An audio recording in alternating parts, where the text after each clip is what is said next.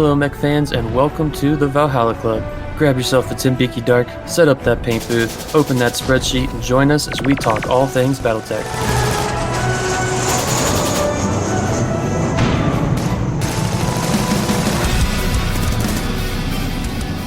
Hello, everybody. Thanks for joining us today on the Valhalla Club. I will be your bartender for the evening, Mike.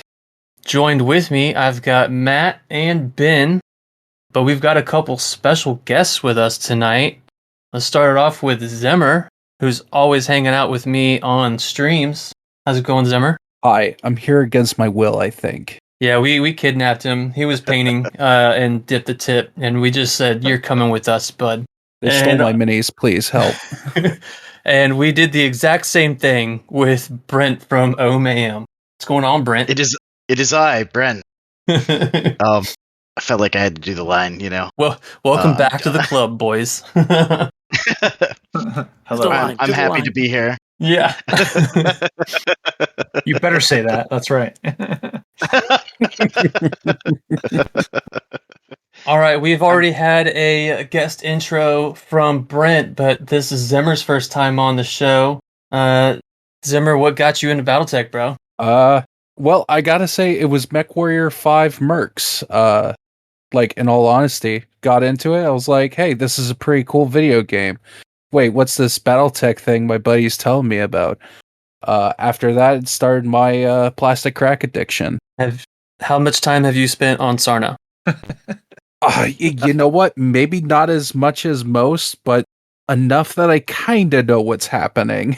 Okay. How many regiments do you have painted up at this point? You're always painting. Oh, geez, why do you do this to me? All right, well, oh goodness. All right, I gotta remember my formations now. Well, all right, I'll just say the forces I have painted. I got Lyrants, 2 full regiments of Draconis Combine, 1 of the 2nd Sword of Light, the other is my 9th Ghost. They're my favorite. I got a regiment of my own merc company. As you naturally do with BattleTech, everybody has to have their own merc company. Absolutely. I have Jade Falcons, Pirates. Man, I can't even count all the Solaris mechs I made for like my local group. We used to do random pools for like, game days. Everybody got a random mech. Whatever mech you killed, you took home with you for the day. It was a big hit. It kind of petered out for a while, but who knows? Fingers crossed it might come back in some form. Oh yeah? Playing for slips? Playing some pink slips? Playing for pink slips, baby. I love it. All right, and then everyone's favorite, not favorite question. What is your favorite mech? I love this question. Favorite light mech is the Incubus. Favorite medium mech is the Centurion. Heavy mech, it's got to be the Thunderbolt. My favorite assault is the Stalker. I'm a guy who loves the mechiest of mechs. Hell yeah. All those times we've asked that question, you're the first one to actually give us a favorite for each weight class. I appreciate that. Yeah. Because everyone usually just has a heavy or an assault, right? You got to give the little guys some You got to love the whole spectrum, Yeah. I mean, when I play MWO, I'm always in my really fast medium, and then I'm always complaining. I always call them the fatties, the assaults, because they're slow as shit. I'm like, come on, we got to wait for the fatties, guys. I mean, yeah, I'm definitely a big old fatty in MechWarrior Online. I mostly just play my Stalker, and, I get shot a lot. Sometimes I do more damage than I actually take, but, I ain't that good. I'm either in my my super fast medium, the scale shot, which is a special Viper variant for MWO. SRMs for days. SRMs for days, and it's like 147 kph, dude. I'm flying. or I'm going the exact opposite, and I'm in an Annihilator. Going nowhere. So I play the extreme opposite ends. All right. Well, thanks for joining us, fellas. Even if it was against your will, we're happy to have you with us. All right, so let's move on. First up, Arms Dealer update. Coming in hot from Ares Games and Minis, just released, is the third Star League Strike Team. That pack looks dope. Anybody got thoughts on the third Star League Strike Team? I hear Brent does. I do. Do we want to list them out? List them out. I don't know them offhand, so I'm gonna look them up real quick. Because I'm not sure if it's the first one or the second one that I'm thinking of. Is this the Wendigo? Let's see. We've Wendigo is the battle group. This one is the Jackalope, Kintaro, Hammerhead, Havoc, and the pre-painted Lament with the J27. Oh, beautiful. I mean, those are all winners, right? 100%. Like, the Jackalope is, it's kind of up there with like a Fire Moth and Alpha Strike. So it's nice to have another fast boy, so that I don't have to keep buying Alpha Strike box sets for the Cool Dasher. That's an oxymoron. You said cool and dash in the same sentence. Yeah, right. And it's always the Fire Moth H, right? Yeah. Right. Yeah. 5 at short, 0-0. That's right. Always in the rear. Always in the rear. Elementals to fling, and then it dies honorably if it can. It does its job. It knows what it knows its role, and it executes perfectly every time. Yeah, the other one's the third Star League battle group that has the Wendigo in it. So yeah, okay. That one's supposed to come out August or September, and that one's going to have a Wendigo, Excalibur, Peacekeeper, Malice, and a pre-painted Savage Wolf. I'm super excited for the fucking Savage Wolf. And it looks so good. A Savior repair vehicle. I want to add, I am so, like, I don't know if this is controversial or whatnot, but I'm so glad they are adding vehicles into these packs, because I hope it's not just me, but like, I love, as primarily an Alpha Strike player, when I do my physical tabletop, I love populating my boards with, all sorts of like little scenery things, like, overturned wrecked cars, trucks and whatnot. Having these official miniatures, both the Ordnance Trailer and the Savior, I'm going to love those, paint them, and they're going to populate my boards. Even if I'm not using it as a game piece, it could be an objective, or it could just be scenery to sell, like, hey, you're raiding the supply depot. Of course, there's going to be, cargo vehicles laying around. Yeah. I've also seen what would be really cool with some of these like battlefield effects type vehicles, right? Like you're describing. Take a soldering iron and just slash through the plastic, give it some battlefield damage, and just leave them littered around the field like they've just been blown up. That'd be so cool. You know what? As cool as that is, please wear, face protection, because the cancer you could get is not so cool. I mean, you should anyways, especially because I air paint, so you should have some protection on. Is this a PPE commercial? What are we now we've delved into PPE. Your announcement from OSHA. Yeah. So make sure you're doing your ORM, operational risk management. All right. Exactly. Yeah. I love it. We're gonna need to petition Derek to start carrying and selling some respirators, some 3M respirators. That's actually a pretty good idea. You should actually bring that up. It's actually not bad. Yeah, not a bad idea. What's that meme? You'll make sales. What's that meme? Screw OSHA, my homies die at work. We die for our hobbies. Hell yeah, that's awesome. All right. Are we gonna do more mechs or? For the force pack, or are we just breezing through? I'm sorry. If you've got some more you want to fanboy about, by all means. I do. Okay, let's hear it. So we've also got the Kintaro in there, which that one, even like the 3025 only guys. Oh, have isn't to that have a respect Charles for that favorite? guy. Yeah. I don't know if Dude, it's dude. Charles' favorite, but I do love the Kintaro. Even without the big hips, it's still Hips for still great. days, bro. Hips for days. Yeah. Yeah, especially for the era in which it was like, kind of the big beef is, in 3025 and stuff. The speed and getting in close with all the missiles, pretty good stuff. Pretty good stuff. Yeah, lots of SRMs, and then there's the Hammerhead, which I got a shout out for my boy Aaron because he loves that thing with its heavy armor, and it's the one I fought him in one with I was in a Night Sky, the one from the Calhounds pack, Mhm. and I was hatcheting him and hitting him with those large pulse lasers, and I just like took half his mech apart, and it just ran away. That thing's crazy. So that's a classic match. Oh yes, classic. Yeah.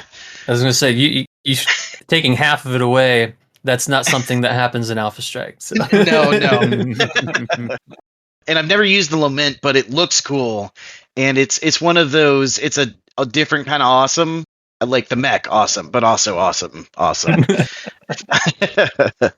And it looks pretty cool. Yeah. The pre-painted miniatures that have been coming out of these look really fucking good. Yeah, I'm I a like fan. the yellow and black. I mean, I can't paint yellow to save my life, so that's helpful. Yeah, right. It's already there. This one's supposed to be Stone's Lament, right? Oh, Or do I I have think that? so because that's more like his colors. That was a question mark. Because I know It makes sense. I know I don't know. he was in an Atlas 2 for a while, right? I don't Yes. know. Devlin Stone? Yeah, Devlin Stone, yes. Yeah, he was in Atlas too. I don't think but he ever piloted a Lament though. the Stone's Lament is the name of the unit. Yes.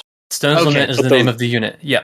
And then Devlin Stone's personal lance is their livery is black with a skeleton. That's right. Pretty Yeah, we know hardcore. stuff. Yeah. Yeah. We know. Yeah, we know things. It's Stone's. It's on the cover of one of the older. I think it's TAC Ops, and it's the Atlas 2 shooting into the sky, and it's in his color scheme, if memory serves me. Anyone know what I'm talking about? TAC Ops? No. Maybe. The old I know what tag TAC Ops Ops is. the old cover.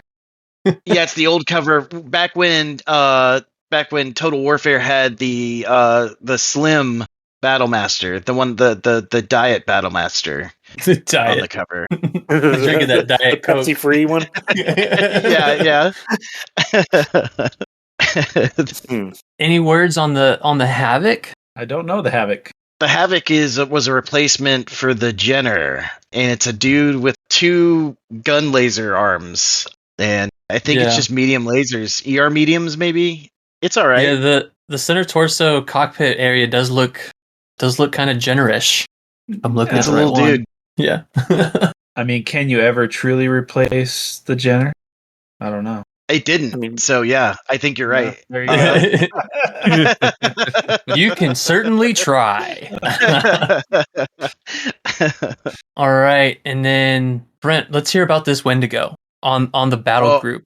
Oh, dude, I love the Wendigo. It almost ended up in my Gen Con list this year, but I was worried this pack wasn't going to come out in time, and then I switched my plans, ordered from Ares, and then, of course, it did come out in time, and I would have been fine. But I just didn't want to be painting in my Airbnb at Gen Con this year, especially not since I'm just trying out airbrush stuff. So, Hey, but the painting with the Wendigo, airbrush in the hotel is a classic move. It is a right. I remember. Mike's an expert on that. Yeah.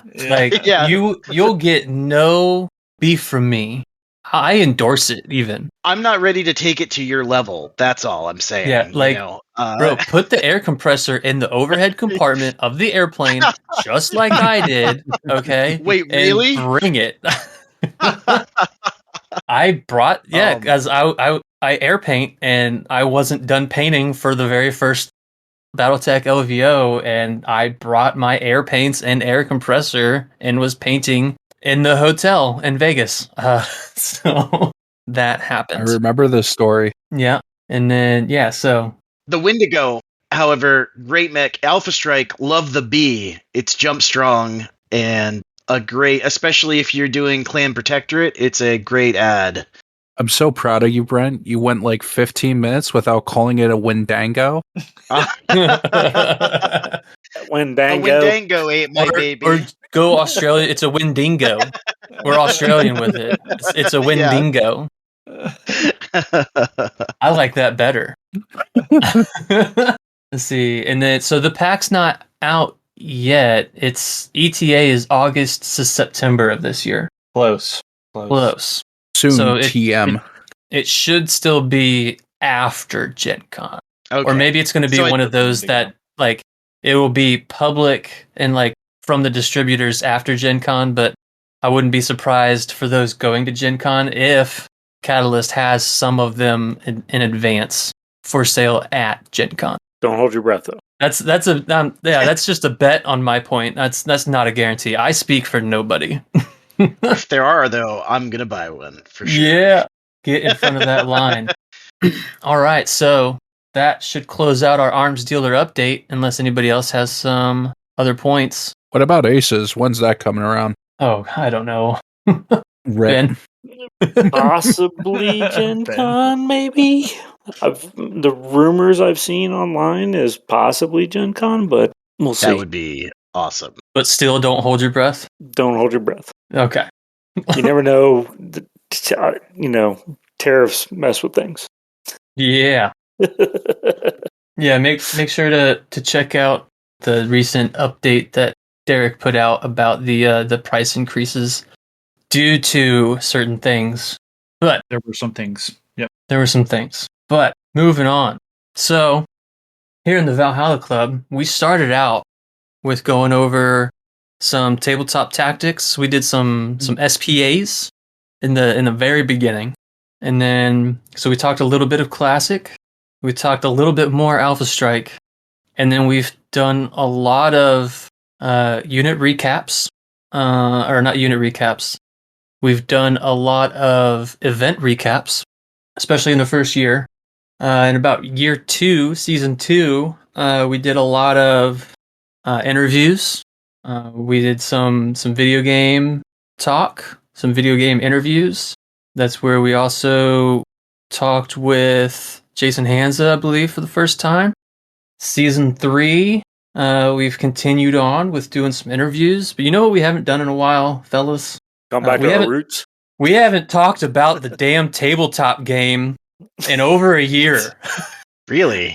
That occurred to me the other day when I was like, what should we do for the episode? And I was like, holy shit. I don't think we've talked any actual tabletop game tactics, mechanics at all since like the first few episodes of season 1. Yeah. At all. So I want to bring us back to the table. All right. And one of the things that I was introduced to by our dear good friend and friend of the show, creator of the term "dip the tip," our dear and close friend Rick introduced me to AeroSPACE on tabletop in Alpha Strike. Cough. Only Alpha Strike. Nobody plays And like the aerospace. Mike Myers sound now, like Yeah. And the first time I played against it, I don't think I brought any of my own. Because he just asked, he's like, are you okay if I bring this? And I was like, yeah, dude, I don't care. Let's go. I'll brush up on the rules real quick. And then very quickly, I was like, this is amazing.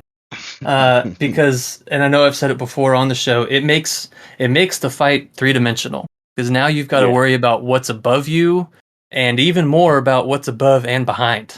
And it is very easy to forget about your flyboys or the enemy flyboys until they blow you the fuck up. And you're like, oh. So AeroSPACE in Alpha Strike is awesome. And I think more people should incorporate that into their games. The Cough 350. Cough 350. It felt pointed, but I didn't want to assume that's what we were saying, but it felt like it. I could feel it. Hey, Yeah. We're going to toss that grenade out there and see what happens. It's too I agree, though. I would love to see you guys. There was a live stream where they tested it, and then I never heard anything else about it. So I was like, oh, maybe they decided not to. Hopefully not, though. Hopefully I think most people are just scared of it because they don't know it. Yeah, you should be. Tactically, you should be fucking scared of it. Well, you know, I feel like it's only really scary if you don't know that AeroSPACE is potentially something your opponent can bring. If you do, you can plan for it, though. Yeah. Just like 100%. anything. So don't bring it blind to an opponent at all, because nobody likes that, right? But definitely highly encouraged, even non 350, to start experimenting with some AeroSPACE. The rules for it start on page 180 in the book and go to 188. So there's not a whole lot to it in reality. And half of that is there's pictures, right? Because there's so many pictures in the book. Pictures and tables. Pictures and tables. But it's actually not that difficult. After a couple games of trying it out, I guarantee you'll be hooked on the AeroSPACE bug in Alpha Strike. Because I've played Mech, right? It'll throw out AeroSPACE units, and I'm like, that's cool. And like it's doing all this weird stuff. I'm like, none of this makes sense. And then I'll open Total Warfare and find AeroSPACE, and I'll just immediately mind mush and go, nope, I'm out. But in Alpha Strike, hell yeah. How does it work, Mike? Let's talk AeroSPACE. So, and this is the fun part. The AeroSPACE movement phase is after the ground movement phase. So you're going to move all your ground units, all of them. Place them in nice lines, right? Nice, beautiful lines. Just in a row and close together. Together. Yes. That's what you're going to do the first time. and then the flyboys come and play. And then once again in initiative order, you'll do your onesies and twosies with the AeroSPACE units. The AeroSPACE units do not count towards the what's it called? The uneven. Say again. Ground units. They're ground units, so they don't. Yeah, you got it. Yeah, they do not count towards the number of units, like for the what's it called? Movement phase. Initiative, right? Yeah, there was a word in the book that I read earlier, and now I can't remember. Unequal number of units. Thank you. I was right there. Dude, Zemer's always so good for that. All the time I'll be like, the thing with the stuff, and he'll be like, do you mean this? I'm like, yes, thank you. Thank you, Zemer. Dude, he's always coming in clutch in both of our streams on Twitch. It's true. I need to give him mod permissions on Twitch, man. I already did. My only mod on Twitch right now is Seth. But I've been out of the streaming game for a bit because I've been renovating a house.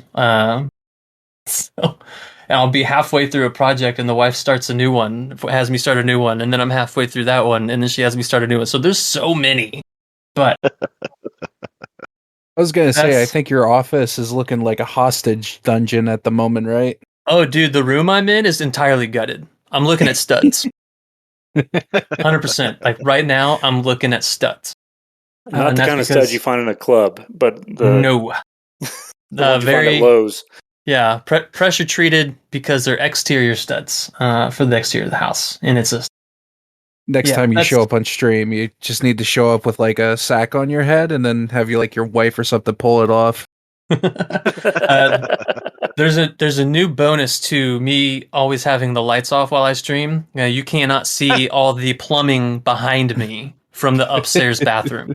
That sounds even more like you are being held hostage. You should just lean in it and get some lighting in there so it looks like it's like you're going for an industrial thing, right? The shop lights in the back corner, right? Yeah. I feel like I'm watching Saw or something. What are we talking about here? We're talking aerospace. That's what we're talking. Miniature airplanes. Little, yeah. Little zoomies. So back to aerospace. So the aerospace movement happens after ground movement, which is interesting. So, and also, aerospace units are placed entirely on the edge of the map because they fly from edge to edge. If you're and it has to be at least 24 inches, right? a minimum, yeah, has to move. So you can go corner to like you can cut a corner, but it needs to go at least 24 inches. Yeah. I'm curious, does it have to be a straight line? Yes. Okay. It is. So get a laser line thoroughly. Absolutely get a laser line. I mean, if you've got some 550 cord, some paracord, I guess you could cut however long your board is and take one strand of the guts out and use that. That's actually not a terrible idea. So that way you can lay it down. That's an idea. You got shoelaces, right? I use the laser line. This makes sense because in Classic, you like if you're going like I think thrust like at least thrust 1, you have to move at least 16 hexes, and you can only turn after 8. So I'm not sure where the 24 inches comes from, but like it that is kind of how it works in Classic too. I assume it's so they do their turning right off map. They do their 180s, their hooks off map, and then because they're zooming from edge to edge. So I think it's because like they need space to turn, right? So if it's less than that 24 inches, physically they wouldn't be able, physically they wouldn't be able to do it because they're moving so fast. They're going so fast. I ask because I ask because I'm thinking in my head, my tables, sometimes our terrain actually gets like, 6-8 inches tall, like what will stack buildings higher. So that could be a potential obstacle that aerospace has to keep in mind. Absolutely. And by all means, have some big old skyscrapers, right? Especially if you're going to be facing some aerospace. Definitely recommend putting a die down next to the base of your aerospace units to indicate elevation, because you've got short, medium, long, extreme. So those are going to be your elevation levels. You mean the altitude is low, middle, high, and extreme? Yes. Altitude, elevation. Elevation is that refers to the ground. Altitude refers to I'm not a pilot. Neither am I. I haven't built like an airplane kit since I was in middle school. So come on, Mike, you never called in Cass before? No. Actually, get Jensen in here. Come on. I'm not that cool. Learn your 9 lines, bro. Yeah. It's a little more than a 9 line. So, true. So those are going to be your altitude levels.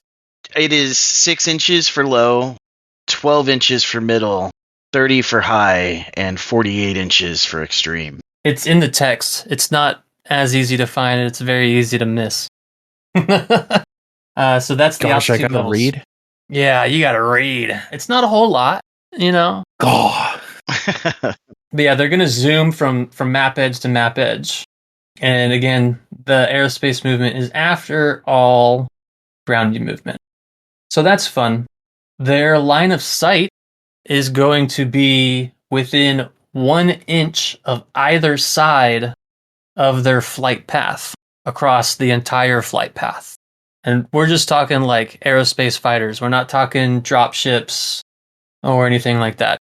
Today we're just talking aerospace fighters. So that's going to be their line of sight for their forward arc.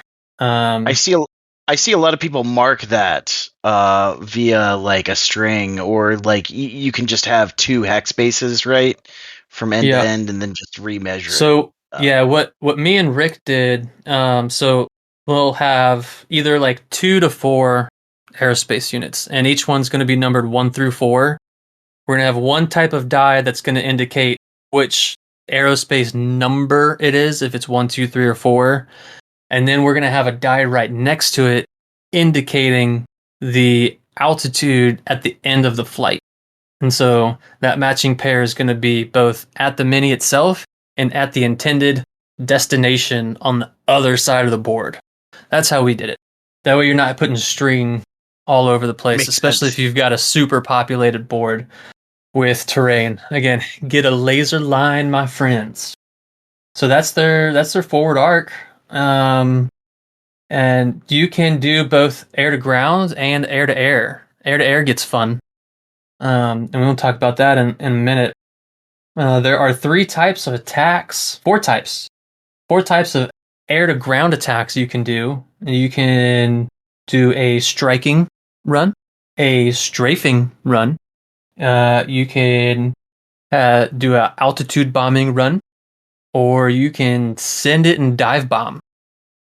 A strafe comes with a +3 modifier, and it will attack all units that have their base within the template, which is for the strafing attack area, which is 10 inches long and 1 inch on either side of the flight path. Correct me if I'm wrong, but I believe if you get they offered a pack that was like an accessory for Alpha Strike. I can't remember what the product was called, but it had like a bunch of cardboard cutouts. I believe in that pack they do have a one end it's a runway, but if you flip that cardboard cutout, it actually has like it's the right size for strafing. So like you can actually use that as like a guide. That's in like, was it the counters pack? I think that's what it's called. Yes, counters. Yes. Strike. Yeah, counters pack. It also comes with that little tool Wolfnet designed for measuring. It's Yeah. and a bunch of extra buildings. It's like if you use like the little buildings from the Alpha Strike box set, it's a useful little pack to pick up. Yeah. I think it's a solid buy, yeah. Yeah, and while we're on this, it's got counters that say altitude medium, altitude high, altitude low. They've also got C3 counters. It's just all kinds of good stuff in there. So get yourself an Alpha Strike counters pack. It's dope. It's also like fairly cheap, right? I think I got mine for like $15. It's currently $18.74 on Ares. Like, nice. Yeah, it's get more than one. Yeah, I'll tell you right now, for my for the games I run in my club, I use those paper buildings all the time. If you have enough of them, like you can stack them right to make like legit skyscrapers. You know, you can make some really nice, interesting cityscapes with just those simple paper buildings. Yeah, and it looks good. Yep. So that is the strafing template and strafing attack area. A strike is a +1 attack modifier to a singular unit, and that one's going to use damage values for whatever range you're at. Oh, I guess I should mention in there for strafe. A strafe is going to use half the short value rounded normally. Unless you're an ENE boy. Unless your aerospace unit has ENE, and then it gets the full value. Crazy which is to every unit within that 10-inch stretch. So that's why we said, put them in a line, boys. And there's a lot that have that ENE.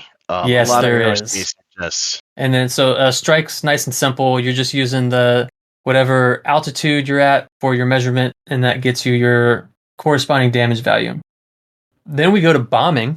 Bombing's fun. Bombing's real fun. Bombing's real fun. I also think it's like, you should seek out aerospace with bombs. Yeah. It gives a lot more flexibility to your unit. If your board doesn't have any water, bring some Inferno bombs. Yeah. Bring some Inferno bombs. And we'll talk about bomb types in a second. So bombs, they resolve, I guess, like the same way as artillery would. Or at least they're going to drift the same way if you miss. And the damage from the bomb depends on what type of bomb you're using. If your unit has bombs, make sure you declare before the match starts that you have bombs and declare which type. Because per the rules, if you do not do that, then you are assumed to have no bombs. So, declare your bombs. It's also You worth don't want to be mentioning. bombless.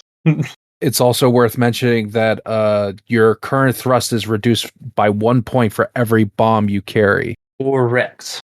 And we'll talk thrust. I should have talked thrust already in movement. So, on the topic of thrust, when you fly to the other side of the board, whatever the thrust is how many inches you can shift laterally on the board edge. So if you've got a thrust 6 from wherever you turned around at or flew in, that point you flew in at, after you turn around, you have 6 inches if you have thrust 6 that you can shift left or right. That way you can line up a better shot to strafe the conga line. So that's thrust. The bomb types, we've got HE, high explosive, cluster, and inferno. A HE bomb delivers 2 points of damage to all ground targets under a 2-inch AoE template. That's kind of your bread and butter. Yeah. Just Get don't all miss. those dashers all at once. Yeah, That's don't right. miss. A cluster bomb delivers 1 point of damage to all ground targets within a 6-inch AoE template. Spreading the love. Spreading that love. And then we've got the Inferno Bombs, which delivers 2 points of heat effects to all targets within a 2-inch AoE template. So, Spicy. yeah. There's no water on the map. Overheat them. Shut them down.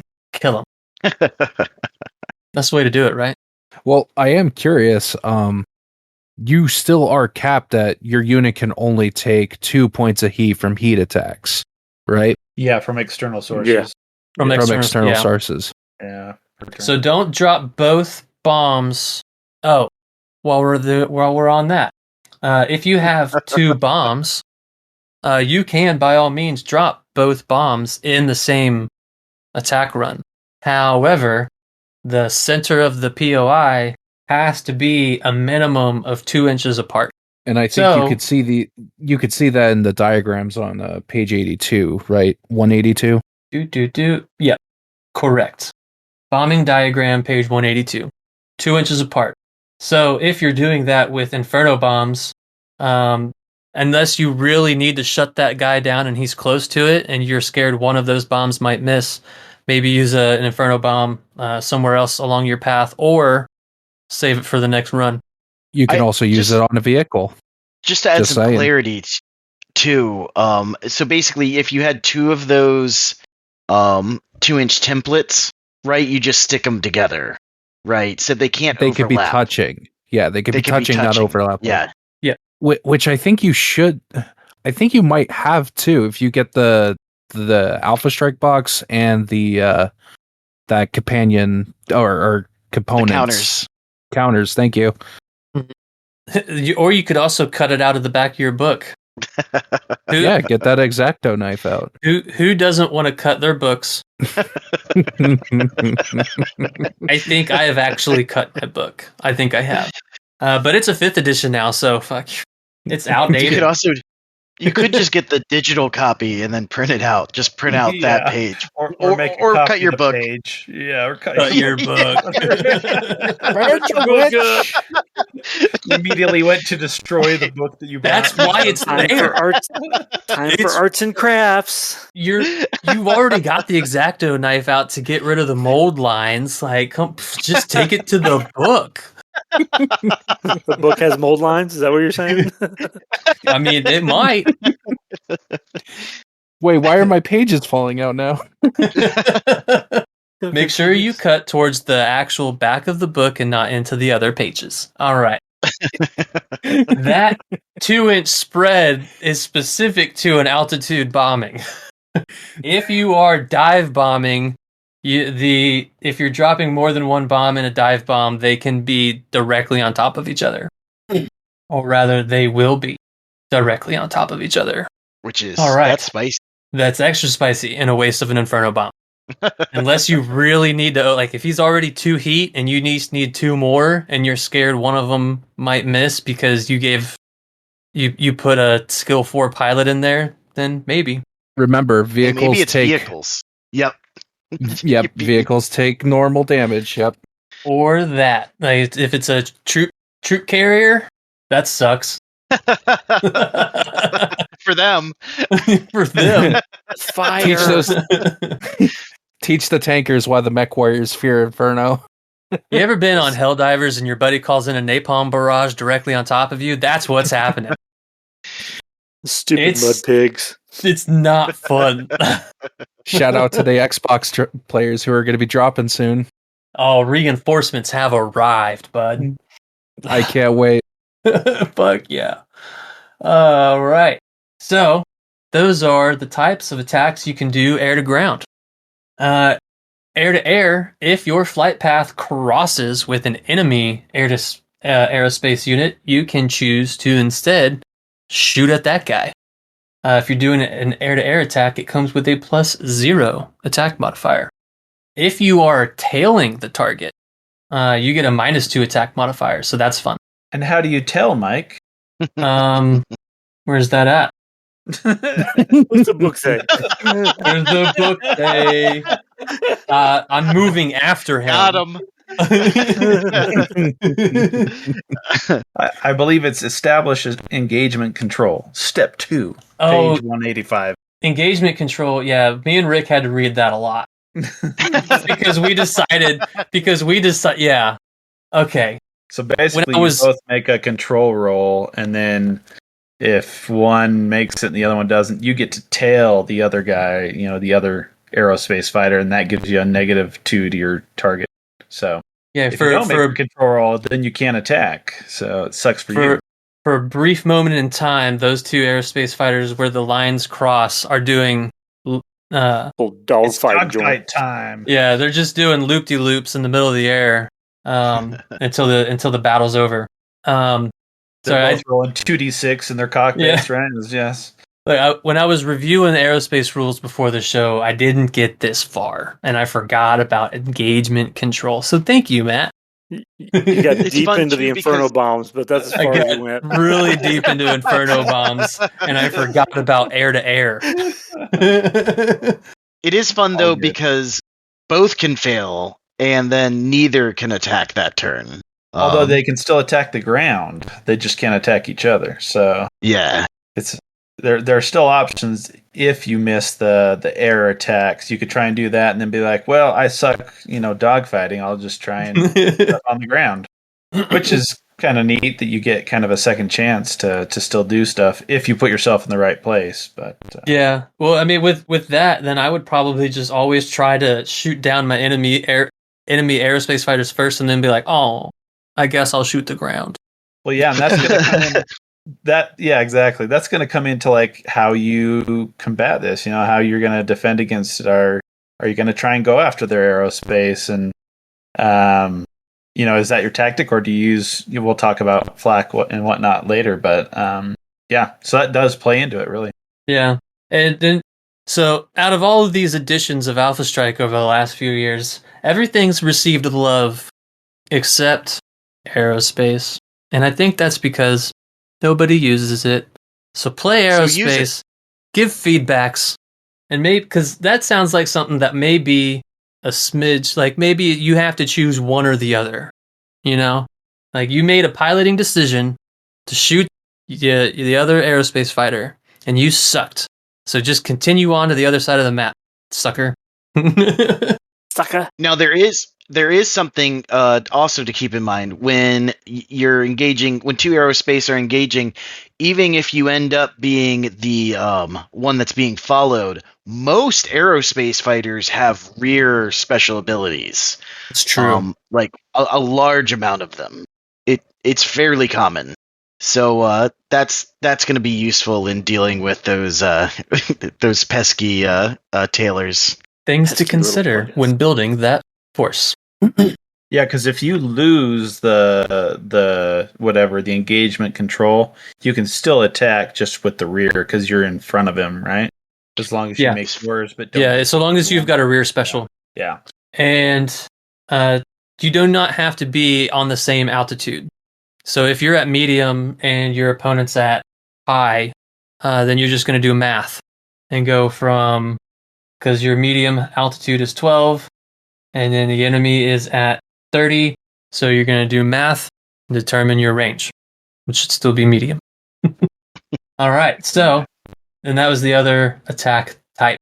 So, if you're looking at an AeroSPACE card, you will notice what's different about an AeroSPACE card compared to anything else, Brent. It's got an extreme range for 500, Mike. Okay, not exactly what I was going for. Yeah, the other thing. Ask it in a question. Sorry, Brent, but what's missing on this card that we're used to seeing? TMM.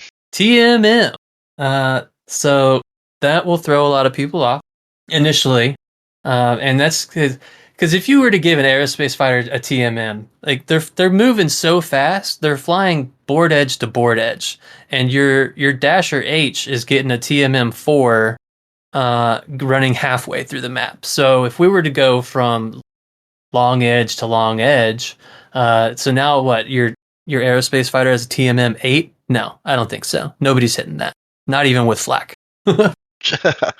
So in lieu of TMM, it just gets and think of it as a TMM, but it's not TMM, a defensive modifier, or of, what is it, +2? +2 to hit? Yeah. Yes. Yeah, essentially has a TMM of 2 no matter what you got, right?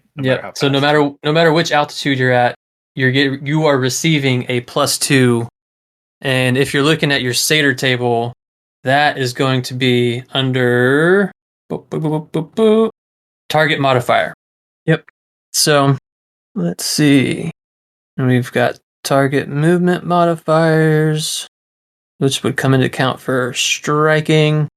Notice there's nothing in there for a target movement modifier talking about an AeroSPACE unit, so they don't get anything there. They don't have any cover because they're in the air. And terrain also does not affect them, at least to my understanding. Maybe I missed something, but like if you're in woods shooting out? No, okay. I believe woods still affect, potentially. Well, I think out in Alpha Strike, you ignore woods you're standing in, unless it's like, a considerable distance of woods. For shooting out of woods. So a mech standing in woods shooting out, it's the first 2 inches around it are ignored, right? Yeah, something like that. But from an AeroSPACE unit to a unit in woods, if you are conducting a strike, you would still count the woods because it's under other modifiers for terrain. But if you are strafing, you don't take into account terrain modifiers. You're just shooting everything within that 10-inch space.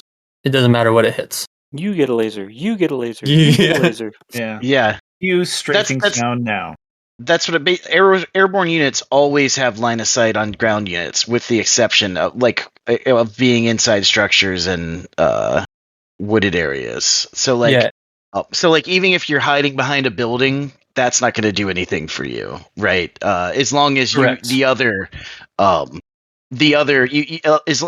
you're in that line, right, that 2-inch line still. Yeah, or unless you are inside the building. But who plays with those rules? Inside the building I rules did. in Alpha Strike? Oh. Yeah. I did once. I ended up in the The same business. people that play AeroSPACE. He went in the basement. Those are the same people that play AeroSPACE, exactly. Yeah. those crazy people All right. that want to spend an entire hour on one turn trying to figure out all the rules for everything. Well, that's why we're doing an episode on it. So that when you are conducting these matches with your AeroSPACE units, you don't have to do a full read of the book, although you probably should anyways. You can just quick review it table side, Sure. So, yeah, aerospace units have direct line of sight to anything within an inch on either side of their flight path. And That save. just sounds gross. So your range modifiers are normal. If you're at short altitude, and you're going to be in short range, you're going to get a +0. If you're in medium, you're going to +2. If you're in long, you get a +4. If you're playing, or if your unit has extreme range damage, it's +6. And okay, if you're doing an air-to-air attack and you're attacking an airborne aerospace unit, it's a +2. If you're tailing it, that's negated by the -2 of being tailed. So that's fun. If an airborne unit is striking a VTOL, that VTOL gets +1 because he's a little dodgy, little helicopter. Remember, if you're doing a bombing run, you need to give the +1 for an area effect attack. Don't forget that. And you get faster after you drop your bombs. Or at least you have more thrust. I guess you don't really get faster. But Yes, so once you release those bombs, you get that thrust back. So as Zimmer mentioned, if you have a unit that has a thrust 6 and you're carrying 2 bombs, until you drop those bombs, you are at a thrust 4. If you drop 1 bomb, now you're at thrust 5, and then once you get rid of both of them, you have thrust 6. Okay. Does that increase your TMM? Bad Ben. No. Where's the TMM? It's not on the card. I don't know how this works. It's a TMM 0. Oh, but I've got an attack modifier. It's all the same. +2. All right. Critical hits, as you're they'll resolve normally for anything you hit. Now, if you're taking damage, that gets a little fun. So you'll see on the aerospace card, there's going to be next on the side where it says armor structure, on the far right, you're going to see a TH. And that TH stands for threshold. That is your damage threshold. So if you receive damage equal to or exceeding that number, you have to make a control roll. And it has to be from one single attack. So you could get attacked by... So I'm looking at one that has a threshold of 3. If you got hit from 3 different units with 2 each, that still would not exceed the threshold, as far as I understand. Where was that? That's right. They put that earlier up. Control rolls. Step 6, applying damage. Yeah. Yeah, so it says, on page 184, aerospace armor thresholds. If the damage from a single attack exceeds the unit's damage threshold, even if the damage does not strike off any structure bubbles, that's when you need to roll a control roll. Bam. So, and that's just based off your piloting skill. The control roll, based on it, and then it has, so modifiers. Control rolls are going to be on page 181. Control rolls is just a skill check. So if your pilot is a skill 2, we might not be failing any control rolls. If you fail a control roll, bad things happen. You go down an altitude level. And if you're at low, that's usually a bad thing. Yeah, there's only one place to go from there. They call Brent that has found it. That's what Zemmer's been waiting for, to talk about crashing. Oh boy, I love it when aerospace crashes. Yeah, so where is that about failing the control roll? On 181, it just says if a roll is less than the control rolls, it fails. Now, where does it talk about failing the control roll?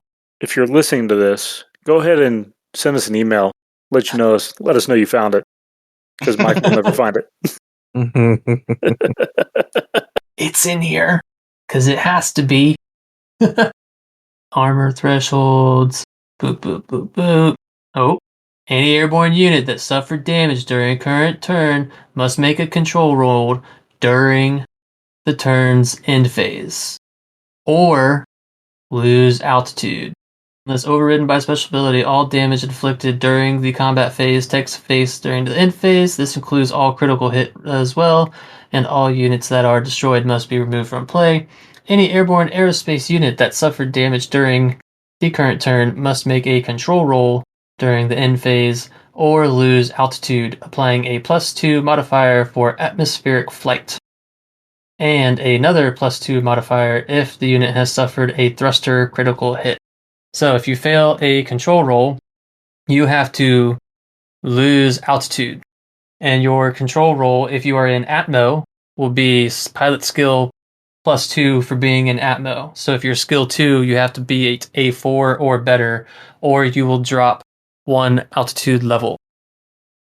So if you're flying at short and you fail your control roll because all the mechs that had flak shot you in short range, that sucks. And then you failed your control roll. That sucks. You crash. When you crash off map. I don't know if that's correct. Uh-oh.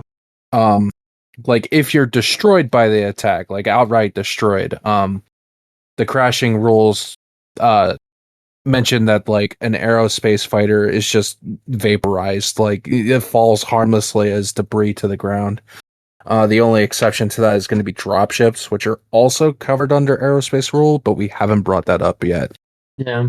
A unit that fails this roll while at low altitude crashes at the end of its flight path over the ground map and is considered destroyed. Yeah, it just vaporizes. The husk falls to the ground. Yeah.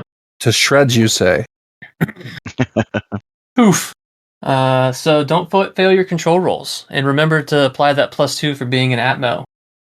You can overheat your aerospace fighters.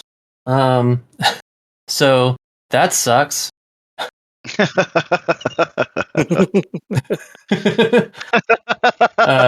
Because loss of thrust loss and aerospace shutdown. Any aerospace unit that has reduced to a thrust of 0 as a result of damage or critical hits, or which shuts down from excess heat, will fall 1 altitude as described above for aerospace damage. This fall will continue until the aerospace unit regains its thrust, restarts from shutdown, or it crashes.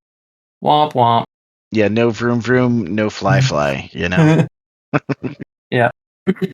So, the critical hit table for aerospace, I believe, is only found on page 187. I'm looking through the appendix right now at the tables, and I'm not seeing anything for the aerospace table.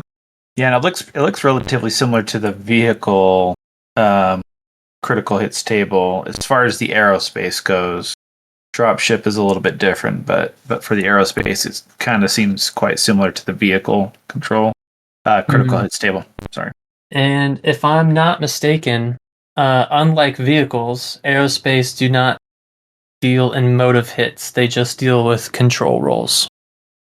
The aerospace dropship critical hit table is on the book, at least on 187, next to end phase.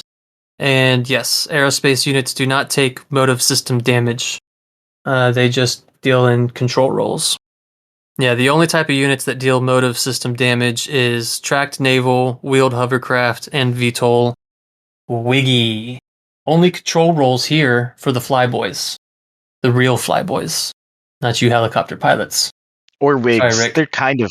wigs are kind of fly-ish boys, you know? Wiggy, wiggy, wiggy. That's right. They're like 2 feet off the ground the whole time. So, that's the major points. Unless I'm missing something. I do want to point out the really nice art of the aerospace fighter absolutely dunking on that light mech on page 186. Oh, you mean shooting the javelin in the face? Yeah. Yeah. And is that a Jagatai or is that a Visigoth? I don't think it's either of those. Yeah. I'm sorry, Mike. No, there was one I printed. I think it's not a Jagged's Eye. 300 Xerxes. I think it's a Xerxes. Xerxes. I think that's what that is. Oh, you know what? I think you're right. God, Master Unit List is so slow right now. Because there was an aerospace fighter that I had Dave 3D print for me that looked like just like that, and I don't remember what it was called. I will bring up. We talked about going from air to ground and then air to air. The ground to air, so if you got stuff trying to fire up at the aerospace, is a lot more like the rest, kind of what we would consider kind of normal Alpha Strike, where there's a lot less to it. It's more just get that +2 for the TMM, and then you're using your normal range modifiers. Yeah, all the normal and specials. Yeah, and so like the line of sight. The firing arc for the aerospace unit is within 1 inch on either side of the flight path. If your mech is 10 inches away from the flight path, you take the distance from the mech to the flight path, that's 10 inches, and then add altitude height. So if it's at short, now you're shooting at 16 inches. If it's at medium, that's 10 plus 12, so that's going to be 22, and so on and so forth. So things to consider, like, you can still shoot it so long as that flight path is somewhere within your front arc and you have range to it. Yep. And you are correct, Brent. It is 1000% a Xerxes. I'm looking at the card for it right now. That thing's a beast. I thought so. It is a beast. Holy shit. 85 tons. 2 UAC 20s, 2 ER large lasers is the standard. Oh, that's Xerxes. Disgustingly beautiful. That javelin didn't stand a chance. No, it didn't. Or there's the art on 184 of the air-to-air fight. Yeah, that's cool. I like that. So I wouldn't even classify that as art. It's like it's a miniatures display. I mean, it is art. Yeah, but, that's somebody built that, man. That's cool. That's CSO art. That's diorama. Yeah. That's some hot sauce level shit right there. Spicy. So, Mike, since you've used these or played with them, I mean, how effective are they? Are they? Oh, dude, they are. And we're gonna go Pokemon with it. It is super effective. It is awesome, and it is so much fun. I mean, are they too effective against ground units? Is it like no? Like if you know that your opponent's bringing it and you're not bringing aerospace yourself, you can make sure you bring units with flak, and we'll talk about that in a quick second. Or just be cool and bring your own flyboys, and have some air-to-air combat, and remember the engagement control section. For that, but it's so much fun. I would actually say ground still like has no problem taking aerospace out to the point where I would say don't spend too many PV on them because it can be wasted if they get clocked early. And if they're flying around at high altitude the whole time, like that's hard to hit. So like even the Xerxes has 2 damage and long. He's not doing a lot of damage. He's getting a +4, and then whatever your TMM is and his skill, like in terrain modifier, like it's already going to be really hard for him to hit. And then if he's dropping a bomb at high altitude, that's a +1 for an AOE attack. The skill, the altitude, so the range modifier. Like, it's already difficult at high altitude. So yeah, they might be harder to hit at high altitude, but it's also much harder for them to hit you at high altitude because like they're in long range the whole time. Who likes playing Alpha Strike in long range? Nobody. So they have to risk it for the biscuit and come down to medium or short or low. And then, and that's fun. You've got a 8-inch tall skyscraper in the middle of your board, and homie forgets that he's at low altitude, and he puts his flight path through the building. Well, guess what, bud? You crashed. I ain't saying nothing until you declared, like, yep, everything's done, and now you're a terrorist. Hey man, everybody needs a little Tira Miraborg in their life. So for the PV, would you say that it's kind of a pretty high risk for a high reward, or I'd say so.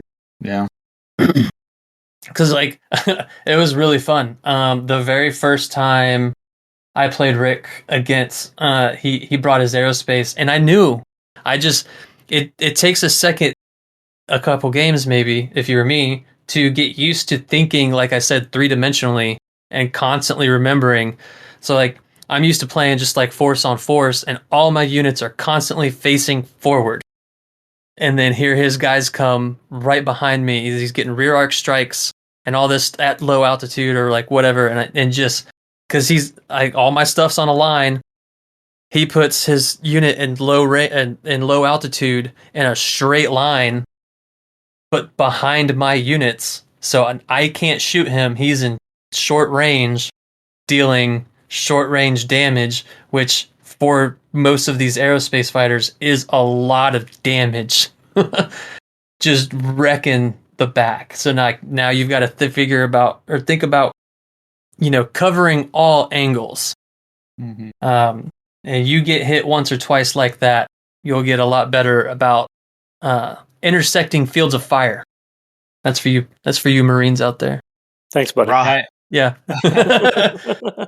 Intersecting fields of fire. It would definitely make me kind of reconsider that. A lot of times now Strike, you get behind a hill, level 1 hill, and you got a little bit of partial cover, and you just put your firing line there, and you got 4 mechs that do the 1-inch dance back and forth. Woo! Mm-hmm. Get a toe in the woods, or yeah. So a lot of that kind of disappears when you have something like this that can reach out and touch you wherever you're at in a unsightly way. Yeah. Now, something to think about: tag and spotting, something useful AeroSPACE can do, and they can see everything, right? Yeah. If you want to use them in cahoots with like artillery, artillery, LRM carrier, like that, I think is a good use case. Now, tag, I think you have to be at short and medium range of ground units, of course, to get the tag off. But yeah, that's a good use case in a way you could probably synergize with the rest of your units. Oh, 100%. I'm trying to find the tag thing real quick, but because it's got to be in there. The tag rules? Tag pertaining to AeroSPACE. It might just be in line with regular tag, because tag also has to be within a certain range, so maybe it's not necessarily different pertaining to AeroSPACE. Just if they have it, remember you have to be within those altitude levels to use it. But yeah, combined arms, complete the circle. You've got your VTOLs, you've got your tanks, you've got your infantry, you've got your mechs. Bring in the AeroSPACE fighters. Like, how many books have you read where everything's all good and then the AeroSPACE fighters show up and they're getting fucked until they deal with the AeroSPACE? I know of a particular book that a particular cool crew just kind of finished up reviewing that has some particularly cool AeroSPACE in it. So, but I don't know. Brent doesn't know anything about that. So no, not at all.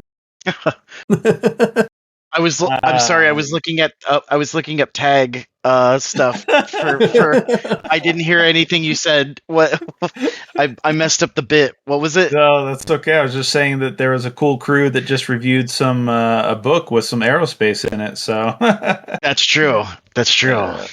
Come on, where's that D-lister? Hamilton Atwell, get it. Hamilton Outwell, and he crashed Zemer. Yeah. I don't know if you remember that. Hashtag not my D-lister. In a Lucifer, I might add, which is pretty cool. I've got one of those in metal. It's not primed even, but I've got it. So what would you guys say is the best use case of these? You mentioned kind of spotting and whatnot, as well as just pure damage? What are kind of all the cases of I want to use AeroSPACE for this particular thing on the field? What do I use it for? Sticking it to the clans, taking out the direwolf. Two birds, one stone. The clans got some really mean aerospace fighters too, man. They Don't got use it on the some direwolf bad D, shit. man. That flak on that thing is ridiculous. Oh, I wasn't talking that direwolf. I was talking about the much bigger one. I think it's Oh, you mean the definitely jump ship? It was a to your warship, question, wasn't it? Matt. It's aerospace is definitely a force multiplier, and it also comes with a psychological effect, especially if you're playing with somebody that hasn't played with against it before. Like you're both new. Like it's very scary until you realize it's not actually that bad. Until you put all your units in a low, all facing the same direction, and he comes zooming in at short range right behind you. That will suck. But they can be countered. They are strong, but they can also be easily countered. So it's just another force multiplier, something to think about when you're building your list out. Definitely something that could make campaign and scenario games hella cool. No, we're not talking about helicopters. Sorry, Mike, but hella cool. It's my dad joke. Woo. Of the hella type. I would like to mention, we haven't brought this up, but even if you don't want to dive into like the full rules, there are ways to incorporate, some of the flavor of aerospace in your force with battlefield support points. Yeah, BSPs. And that's where I'm going to turn it over to the guys that have used it. Because it's not me. Well, wowie. The BSPs? Yeah, BS. I haven't touched them. Also want to shout out bombs. I think bombs are really useful for dealing with, just like artillery, for dealing with like fast movers and infantry. And of course, units that are conveniently, as we've said already, in one space. Very useful. Yeah, the BSP side of the house, I've only used them once with BSPs, and they're pretty easy to use. For those of you that want to dip your toe in the water of like aerospace on the, imaginatively on the battlefield, the BSP is a really easy way to kind of see what that can do. There's a lot of different options. They've got bombing, and they got strikes and things like that in the BSPs. So, the ones that came with the Mercs box set, I believe, have them in there. Yep, they're in there. Yep. Yeah. But I don't think the BSPs are anywhere else.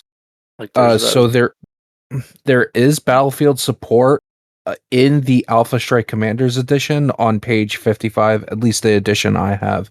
There's a whole chart in there. You have the offensive, the defensive aerospace. Also with battlefield support, you have artillery and minefields, but just sticking to the aerospace, you have, your strikes, your bombings, your strafings, as well as air cover. So it becomes a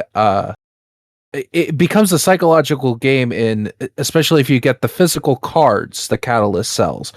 You could sit there and talk with your buddy and be like, hey, we're going to do, X amount of battlefield support. You get the cards, you have them face down. Now you have these cards that at any point you can flip it over and it's like, okay, here's an airstrike. It becomes a psychological game of, you might favor, bringing strikes and bombing runs. Your opponent might know that or anticipate it and bring a defensive air cover to counter it. All of these have a base target number, to determine their effectiveness, like if they miss or hit. It's up to chance that way. But I think this is a really interesting way of, if you want to add them in just as like a bit of spice instead of dedicating the PV to your force to have, these guys zipping around. you can incorporate it in a small way with this. Each of these are just a one-time use thing, but especially if you're just looking for something to spice up the game, you've been playing the way you do for so long, just bring it and try it. Yeah, because I mean, I'm looking through the battlefield support deck from the Mercs box set. I mean, you've got light airstrikes, heavy airstrikes, you've got light bombing, you've got heavy bombing, you've got strafing, and you've got light air cover, which is basically the counter to some of those. Heavy air cover as well. Yeah, correct. And Brent, you can explain your experience using those classic BSPs with the campaign we've been playing. They're great. It's really easy to use, right? You get a target number, and you roll 2d6, and if you beat the target number, boom, you get whatever it is, which is usually. So we're playing hexless, so we use just like in Alpha Strike, the token, but you would just select a hex, right? And then it affects that hex.